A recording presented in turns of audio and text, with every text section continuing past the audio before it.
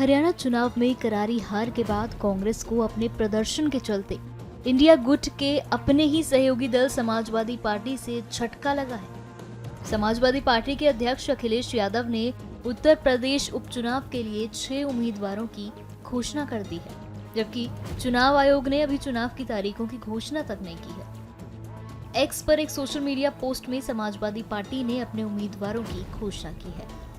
ये अचानक घोषणा ऐसे समय में की गई है जब कांग्रेस और सपा के बीच उपचुनावों के लिए सीट बंटवारे को लेकर भी मतभेद की खबरें चल रही हैं। खबरों के मुताबिक कांग्रेस और सपा के बीच सहमति बनने में दिक्कत आ रही है। हरियाणा में कांग्रेस की करारी हार के बाद उत्तर प्रदेश में 10 विधानसभा क्षेत्रों में होने वाले उपचुनाव इंडिया गठबंधन की एकता के लिए एक महत्वपूर्ण परीक्षा होगी।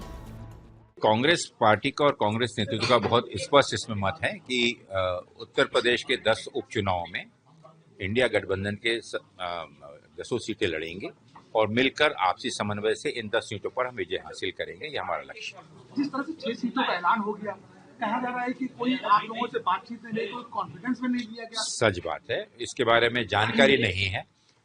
इंडिया गठबंधन के कोऑर्डिनेशन कमेटी से अभी कोई चर्चा नहीं हुई है और अगर कोई होगी तो उसकी जानकारी मुझे नहीं है।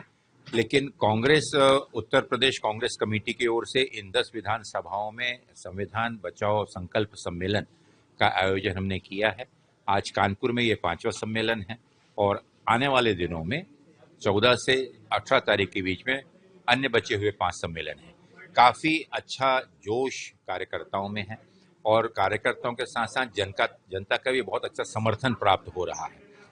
जहां तक रही बात सीटों के अनाउंसमेंट की और चुनाव लड़ने की, तो इस पे इंडिया गठबंधन की कोऑर्डिनेशन कमेटी जो भी निर्णय लेगी उसे उत्तर प्रदेश कांग्रेस कमेटी सहर्ष स्वीकार करेगी। समाजवादी पार्टी की तरफ से कहा जा रहा है कि जिस तरह से हरियाणा में हार मिली, कहीं ना कहीं ओवर कॉन्फिडेंस में कांग्रेस पार्टी और इस बात को उपचुनाव में रिस्क नहीं ले सकती। हम उत्तर प्रदेश की बात करते हैं कि उत्तर प्रदेश में हम ओवर कॉन्फिडेंस में नहीं बल्कि फुल कॉन्फिडेंस में चल रहे हैं और उसी के चलते हुए संगठन की मजबूती और सशक्तिकरण के साथ साथ चुनाव की तैयारी का भी काम शुरू है। एक आखिरी सवाल, क्या कोई गुंजाइश अभी भी बची है 6 सीटों का ऐलान के बाद?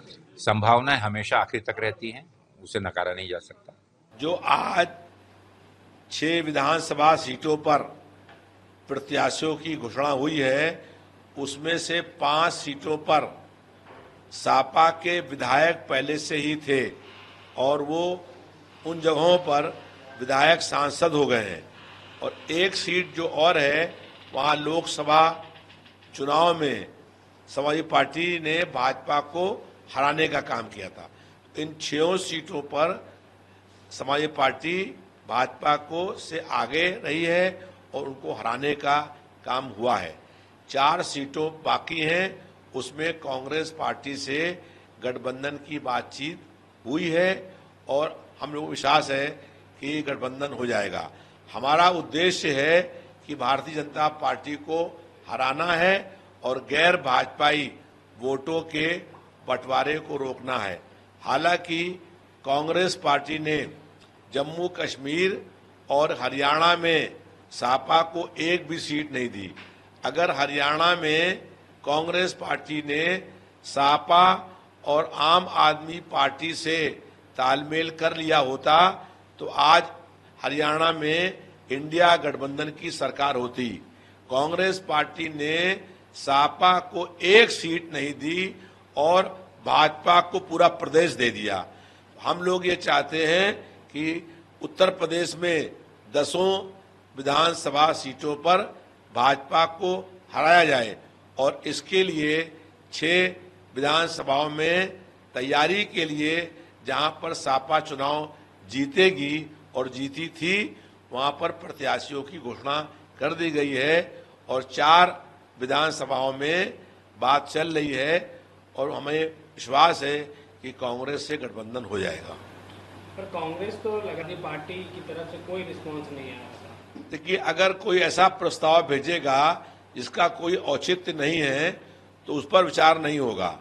जब 5 सीटें पर विधायक समाजवादी पार्टी के थे तो 5 विधायक सपा के थे ही और बाकी जो 5 सीटें थीं उसमें सपा और कांग्रेस के बीच में तालमेल होना था।